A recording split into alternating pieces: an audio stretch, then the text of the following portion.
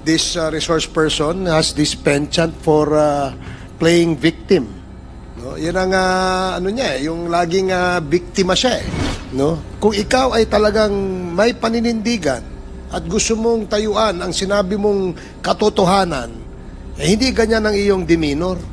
After I answered question related to extrajudicial killings, Kong Dan Fernandez entered the room and he asked me to sit beside him, and then Kong Abante entered the room. One of the lawyers of Police Karma stood near at my back. Kong Dan Fernandez put the paper he was holding on the table and told me, ito ang sasabihin mong statement na ito, while pointing on the paragraph on the paper. Ito ang supplemental affidavit ni Colonel Garma. Sabihin mo, alam mo ang reward system. I-confirm mo lang. Kong Dan told me to read the said affidavit. However, I asked the copy of affidavit he was showing to me to read it. He did not give it to me. Then Kong Abante asked me where I serve as a chief of police, to which I answered, Mandaluyong City Police Station. Ang the first person that he approached outside of the room, kaklase niya, yung mista niya, class 97, in the person of Jimmy Fortaleza. Kitang-kita niyo po, nakakamay pa. Ako, naawa lang ako dito kay Colonel Gallardo because he keep on imposing or invoking his right to self-incrimination. You're a graduate of PNP Class 97. Hindi mo palang napagandaan kung alin doon ang pwede mong invoke at hindi invoke nung tinanong ka Chairman Akop, hindi mo masagot. Any specific basis or laws or articles or section. And now, I would like to remind and educate you, Colonel Gallardo.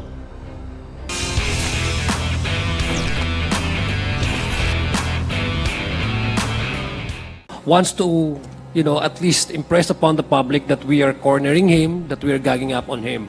Just want to make a manifestation, Mr. Chair, that earlier, Chairman Akop asked him, or the chairman himself, asked him, if he needs a lawyer so we can provide one. Because he's been invoking his right against self-incrimination, and we understand that. That's a constitutionally guaranteed right. And we do not want to push or to even force anybody, especially if it's our guests and our resource persons, to say something that would incriminate him, that would be used against him at the court of law. He was asked what's the basis of him invoking that right, when in fact the question of Deputy Speaker J.J. Suarez was merely on an affirmation that the affidavit he gave during the Senate investigation was really true, because he was reading on the affidavit and he was quoting word by word the exact affidavit, an exact portion of the affidavit given by Colonel Grijaldo to the Senate hearing. And that was merely a confirmation from him. In fact, when he answered and replied to DS.J.J. Suarez earlier, his response is very much in conflict with the answer in itself. No? Sabi niya, I would stand by my affirmation, I confirm my affidavit which DS.J.J. was reading, and yet he says he invoked his right against self-incrimination. So he confirmed it, and yet he do not want to confirm it at the same time. So it's a conflict, no? Mismo sa sagot niya. That's the reason why Chairman Akop ask him what's the legal basis, what's his legal basis for invoking this right against self-incrimination. And being a non-lawyer himself, the chairman was lenient to even ask him, would you want a lawyer? We can provide you. Ang sabi po niya, hindi na niya kailangan. I just want to make this manifestation so that this cannot be twisted online. Because I'm sure there are ready trolls, paid trolls, who will twist this scenario here. Ang gagamitin naman nila sa atin ay ginagangap natin ang ating mga resource person. We have given him all the legal course in order to protect him and ask him kung kailangan niya ng legal advice. And he admittedly responded na hindi. Having said that, Mr. Chair, I have one quick question that I'd like to ask Attorney Conti. Mr. Chair, if I may be allowed. Okay. Yeah, thank you. Attorney Conti, have you been in courts, no? I'm seeing may litigation, no?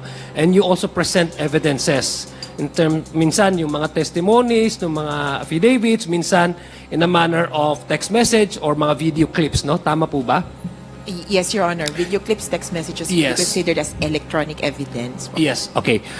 Earlier, you watched the video clip kanina when Congressman, the Chairman Dan Fernandez and Chairman Benny Abante entered the room where Colonel Grijaldo was already inside, no? Nakita nyo naman po, no? Yung video kanina. Yes.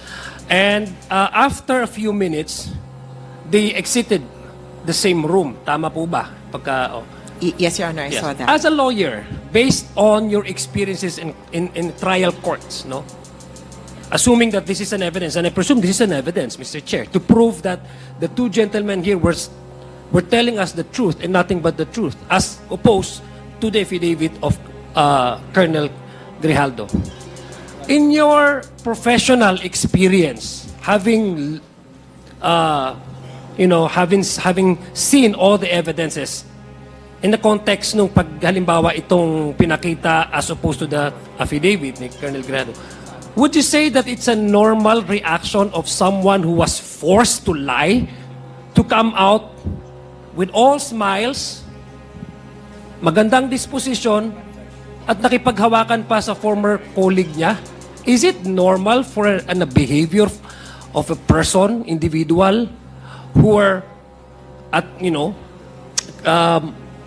let's assume na tama yung sinasabi niya, totoo, assuming without conceding that he was forced by two influential, because kung titingnan niyo, the two gentlemen outranked him in position. Court, kumbaga, kung sa basketball, ito, advantage na, court advantage nilang dalawa, nasa kwarto, sasabihin na itong gawin mo, magsinungaling ka, etc. based on his affidavit. Would that be a normal reaction of a person who was forced to say something, to lie before his teeth, na magsabi na dapat ito ang gusto naming sabihin mo at alam niyang mali at hindi tama at kasinungalingan? Doon sa nakita mo, from your professional experience, would that be a normal reaction of someone who was forced to lie? Yes, Your Honor. Well, first, I cannot or I should not appreciate that as a lawyer. I should appreciate it as a normal human being. Your Honor, that kind of appreciation of, is this consistent with human experience? It would not be consistent with human experience to see someone coerced leave a room without any restraints at sasabihin na hindi siya na pinilit siya sa loob ng kwarto. So it would be inconsistent with what we have seen. And Your Honor, this kind of evidence will only prove that, however, on the other hand, that these gentlemen went into the room, left the room at these times, and the last person to leave the room was Colonel Grijaldo without anyone keeping him in detention. So yung, kumbaga, ang maiisip po kasi ng karamihan, yung parang restraint is parang inaresto ka. His freedom to leave the room without any pressure or even without the presence of the two others. I think the two lawyers were still inside the room. We did not see that in the video. It would say that Colonel Grijaldo was not under arrest. To an extent, as a human being, I would say he was not under duress. Thank you for that response, Attorney Conti. Sure. In fact, Mr. Chair, the responses and the explanation of the two gentlemen, the two chairmen, was actually believable because based on sa mga responses niya, wala naman, it was plainly evident, paglabas nila, it reinforces yung mga sinasabing, yung atmosphere doon sa kwarto ay hindi naman ganun intense, no? Kasi nung lumabas sila, hindi naman for few minutes, so parang ordinary day lang. As opposed to Colonel Grijaldo, who was, I suspect, parang masyado siyang, sabi niya, may reflection pa nga eh, nag-quote pa nga siya ng Biblia. And he even went to the Senate to testify before the whole country watching that he was forced to say something and to lie. Ganon yung impact nung sinasabi niyang coercion na ginawa ng gentleman. And yet, when we look at the video, watch the video, it seems as an average-minded person, hindi po normal na behavior ang isang tao na he was forced to lie, he was coerced, under duress, tas lalabang with all smiles at nakangiti. Sir Chair, yun lang. I'd like just to make that manifestation because again, I don't want to impress upon the public because there's an attempt, really, by this research person na i-twist itong nangyayari sa atin tapos may mga patrols na naman na ready to debunk all the truthfulness of whatever we have gathered here in this committee hearing tapos ito-twist nila that we are ganging up on him, Mr. Chair. Well, if I may just comment on that manifestation. Yes, correct. We expect that there will be trolls again prying on this particular hearing. This resource person has this penchant for playing victim. No? Yan ang ano niya, yung laging biktima siya eh. But ang katotohanan, ang video ay hindi po nagsisinungaling. No? Kung ikaw ay talagang may paninindigan at gusto mong tayuan ang sinabi mong katotohanan, eh hindi ganyan ang iyong demeanor. So, that is my observation, Your Honors. In fact, darating ang panahon na mag-iisip ka rin eh. Iisipin mo rin na hindi mo na makakayang itago yung iyong konsensya doon sa iyong pagsisinungaling. Now, just to add a little spice in this issue, please allow me to show in this video, just a short video lang, Your Honors, on the video of Colonel Grijaldo appearing before the Senate hearing and try to observe his demeanor. And tingnan natin no, kung ano yung ano, para lang po meron tayong point of comparison. So, Comsec, can we play the video? And Colonel Grijaldo, can you watch the video and see for yourself kung ano yung ano mo dyan, yung demeanor dyan. Mr. Chairman, while waiting for the video, Yes. can I just to amend the my motion previously, Mr. Chairman, that I move once again that Colonel Gardo will be detained at Quezon City Station 6 until the committee report will be, in this investigation, will be adopted in the plenary, Mr. Chairman. So move. Okay, there is a motion amending the previous approved ruling of the chair. Are there any objections? Hearing none, the motion amending the previous ruling of the chair is approved. So, just please play the video. Third level officer, presently assigned at Personal Holding Administrative Unit, Camp Crame, Quezon City. After duly sworn to, under oath and in accordance with law, to hereby depose and states that I, together with other invited PNP personnel, attended joint hearing in the House of Representatives. After I answered question related to extrajudicial killings, Kong Dan Fernandez entered the room and he asked me to sit beside him, and then Kong Abante entered the room. One of the lawyers of Police Karma stood near at my back. Kong Dan Fernandez put the paper he was holding on the table and told me, ito ang sasabihin mong statement na ito. While pointing on the paragraph on the paper, ito ang supplemental affidavit ni Colonel Garma. Sabihin mo, alam mo ang reward system. I-confirm mo lang. Kong Dan told me to read the said affidavit. However, I asked the copy of affidavit he was showing to me to read it. He did not give it to me. Then Kong Abante asked me where I serve as a chief of police, to which I answered, Mandaluyong City Police Station. Kong Abante then persuaded me by saying, ikaw naman Colonel, ganito na lang, alangan namang walang insidente o pangyayari sa panahon na yon. I answered, and I served as a COP in Mandaluyong during the COVID-19 pandemic, and there were less crime committed, and we did not receive any reward from anyone. However, this videos. Okay, salamat. So, in my observation of the video that we just showed, shows that a police officer looking like a debonair in his uniform, with his rank, lying to his teeth. Yun ang aking observation dun eh. And he delivered the statement with full of bragadasyo, so to speak.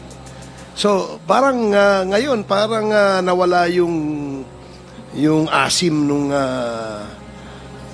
pagbibigay mo ng statement dun sa Senado, Colonel.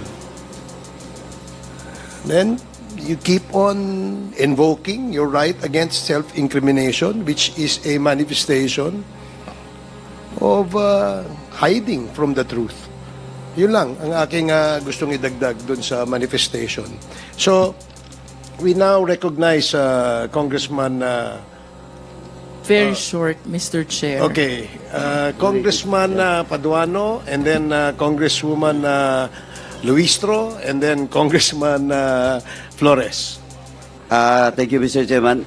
Just for procedural, I just like once again to inform Colonel Grijaldo that you have all the right now to file a motion for reconsideration the day after this hearing. But I do not believe that you will file because in the first contempt order from this committee to you, you file a certiorari in the Supreme Court.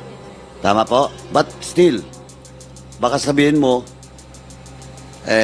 question of due process, hindi ka namin binibigyan ng due process dito. That's why I reminded you about your right to file a motion for reconsideration tomorrow in this committee. Now, Mr. Chairman, I'd just like to put on record and to point out the statement, the manifestation from Chairman Acop a while ago with regards to the joint statement of the two lawyers that was present during the incident in which Chairman Abante and Chairman Dan Fernandez was present during that meeting with Colonel Grijaldo.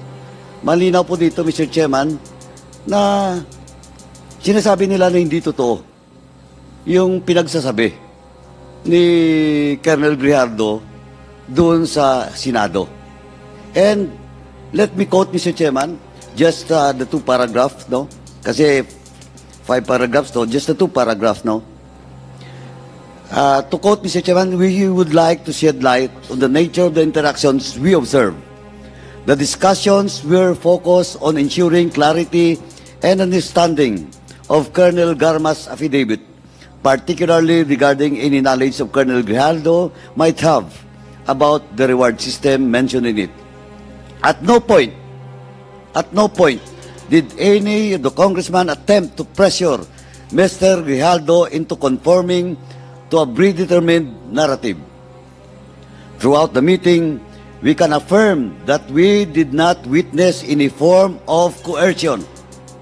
Again, to repeat, throughout the meeting, we can affirm that we did not witness any form of coercion or undue influence directed toward Mr. Grijaldo. The discussions taking place were cordial and respectful. Congressman Dan Fernandez and Congressman Abante engaged in a dialogue that was both professional and focused on the matter at hand. At no point did we see or hear any actions or statements that could be interpreted as pressuring Mr. Grijaldo to conform to a specific narrative. Yun po on record, Mr. Chairman, the joint statement that was signed by the Council of former Colonel Rowena Garma, Attorney Emerito Kilang, and Attorney Rotsib Kumikad, Mr. Chairman. So ito po, nagpapato na nagsinungaling si Colonel Grijaldo doon sa Senado. Now, second, Mr. Chairman, I would like to point out, makita po sa CCTV kanina, na paglabas, nakangiti pa. Well, in fact, alam niyo ba, ang kinamayan niya outside of that room was his classmate, Miss Tanya po. And supposedly, kung inipit siya, pressure siya, ang the first person that he approached outside of that room kaklase niya, yung mista niya. Class 97 in the person of Jimmy Fortaleza. Kitang-kita niyo po, nakakamay pa. Nakasmile pa. Nag-uusap pa sila ni Jimmy Fortaleza, former Major Jimmy Fortaleza. Now, again, Mr. Chairman, naawa lang ako dito kay Colonel Gallardo because he keep on imposing or invoking his right to self-incrimination. You're a graduate of PNP Class 97. Hindi mo palang napagandaan kung alin doon ang pwede mong invoke at hindi invoke nung tinanong ka Chairman Akop, hindi mo masagot. Any specific basis or laws or articles or section. And now, I would like to remind and educate you, Colonel Gallardo. Under Article 3, Section 17 on our 1987 Constitution, tama po, no person shall be compelled to be a witness against himself.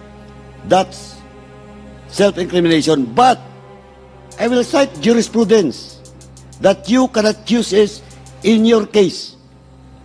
Mr. Gallardo, Supreme Court ruling with regard to Arnold versus Nazareno. Allow me to read, Mr. Chairman, portion of that. The fact that the testimony of a witness may tend to show that he has violated the law is not sufficient. To entitle him to claim the protection of the constitutional provision against self-incrimination, unless he is at the same time liable to prosecution and punishment for such violation. No case has been filed against you, Colonel Gallardo. That's why in that Arnold versus Nazareno, you cannot invoke such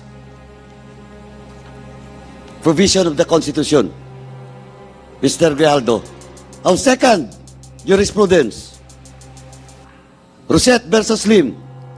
The privilege against self-incrimination can be claimed. You can claim it only when specific question, incriminatory in character, is actually addressed to the witness.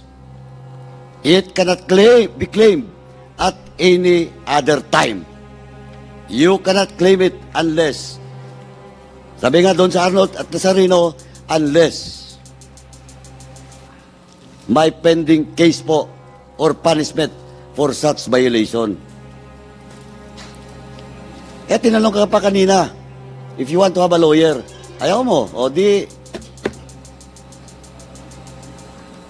And I hope, Colonel Gallardo, after this hearing, you ask your counsel, and I do believe that you will file again a certiorari in the Supreme Court, and that's your right.